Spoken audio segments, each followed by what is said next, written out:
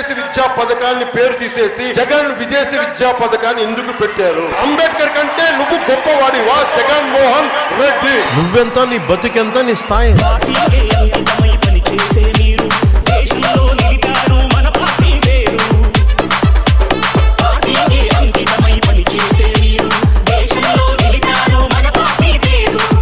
పదే సిద్ధం సిద్ధం సిద్ధం అంటాడు. దేనికైనా సిద్ధం, జైలుకి వెళ్ళేదానికి సిద్ధం, జైలుకు పంపించేదానికి మీరు సిద్ధమా అని ప్రజలందరూ నేను అడుగుతున్నా.